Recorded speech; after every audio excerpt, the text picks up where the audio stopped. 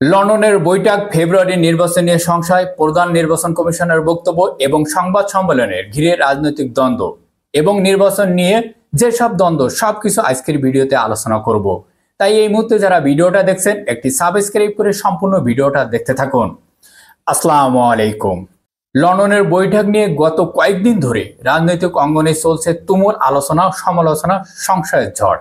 Doctor Mohammad Yunus এবং তারেক রহমানের ঐতিহাসিক লন্ডনের বৈঠক এবং অংশ বিশেষ নিয়ে অর্থাৎ পরবর্তী সংবাদ সম্মেলনের ফেব্রুয়ারিতে নির্বাচন হতে পারে যাবতীয় প্রশ্ন নিয়ে এই জায়গাটিতে গভীর সংশয় এবং সন্দেহতর প্রশ্ন উত্থাপন করেছেন প্রধান নির্বাচন কমিশনার AM নাসিরউদ্দিন সাহেব। এই কথাটিকে কেন্দ্র করে এবং সংবাদ সম্মেলনকে ঘিরে দেশের রাজনৈতিক এবং ভবিষ্যৎ নিয়ে উঠছে গুরুতর প্রশ্ন। ফেব্রুয়ারিতে নির্বাচন অনুষ্ঠিত হতে পারে, আর এই ঘোষণার মধ্য দিয়ে জাতীয় রাজনীতি তৈরি হয়েছে এক ধরনের বিভ্রান্তিবোধ।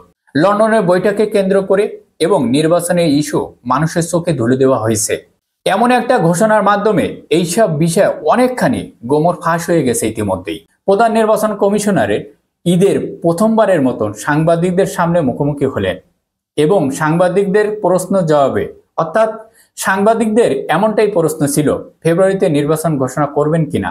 সেই প্রশ্নের উত্তরে তিনি বলেন যে যৌথ ঘোষণা দেওয়া হয়েছে সংবাদ সম্মেলনে, আমিও সবার মতো টেলিভিশনে দেখেছি, কিন্তু সেইখানে তো যৌথ স্বাক্ষর নেই, বিএনপি বা সরকারের পক্ষ থেকে এরকম কোনো ধরনের সই স্বাক্ষর নেই, এটাকে সরকারি ঘোষণা বলা যাবে না।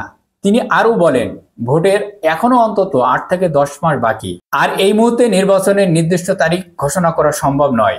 নির্বাচন কমিশন সাংবিধানিক প্রতিক্রিয়ার মধ্যে থাকবেই। অন্যদিকে ওই সংবাদ সম্মেলনে উপস্থিত থাকা বিএনপির নেতা খলিলুর রহমান আমির খসরু সাহেব জানিয়েছেন নির্বাচনের তারিখ নিয়ে আমরা কোনো সমস্যা দেখছি না, এই তারিখে নির্বাচন হবে এবং এটি কোনোভাবেই পরিবর্তিত হবে না। এই বিষয়টা আপনাদের মন্তব্যটা কি অবশ্যই কমেন্ট করে জানাবেন। ভালো থাকবেন, সুস্থ থাকবেন, আল্লাহ হাফেজ।